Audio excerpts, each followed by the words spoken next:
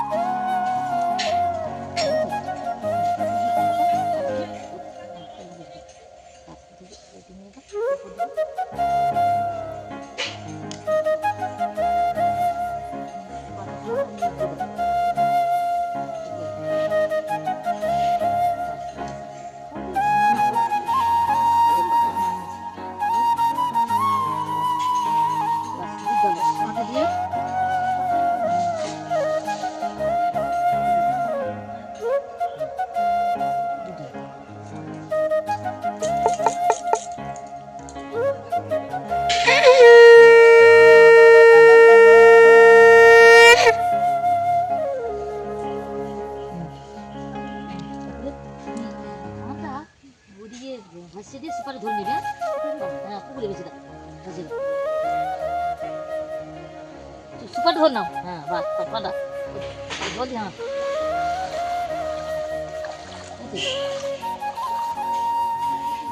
ইয়ে করতে যাবো, একটু জল দিয়ে দাও।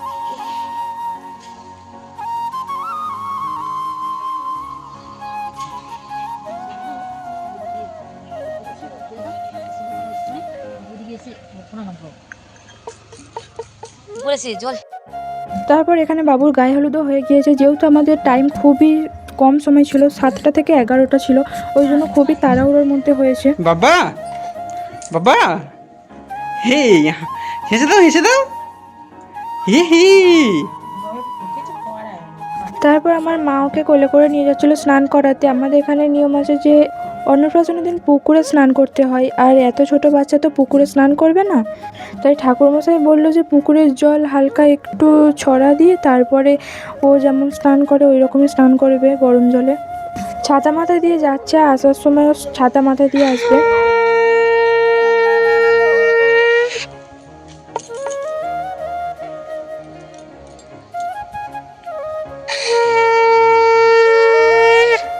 ছাতাটা ধরলো ওই সময়।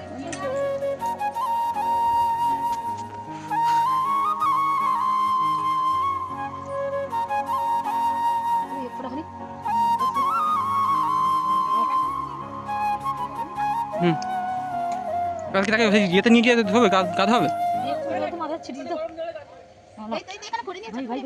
জল দিতে হবে এতে।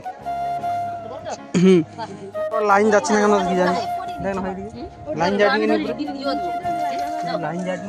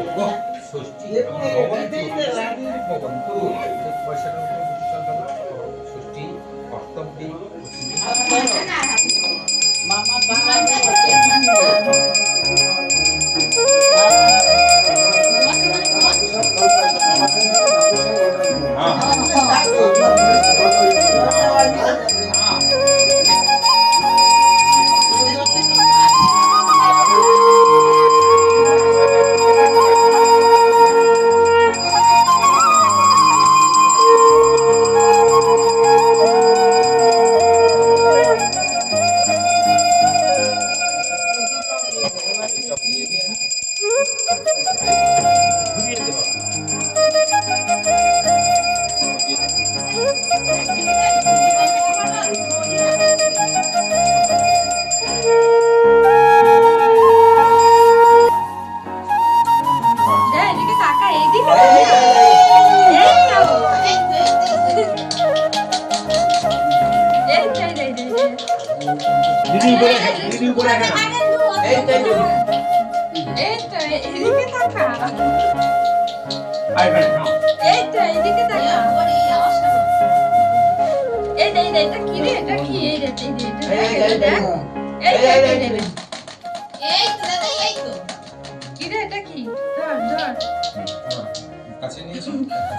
না না বাবা, ওটা কি নাম?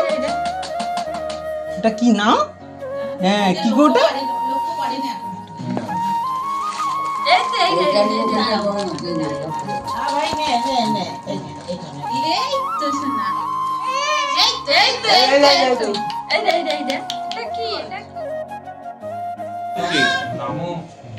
আংটি কে হিসেবে দিল না আংটি হার বয় দড়ি দিয়ে দিয়ে দাও। আংটি পড়ে যাবে পড়ে যাবে ঠিক তুলতে হবে লোক না রে ডাল গেলে ভাই দেখছি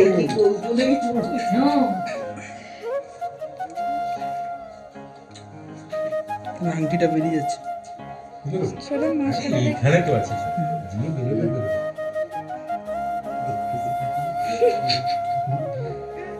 ঠিকই শিখে মোর টুকি দেব তারা না দিল সিধা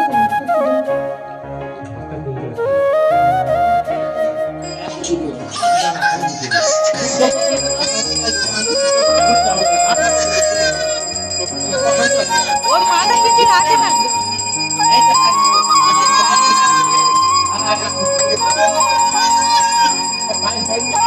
না এটা দিচ্ছে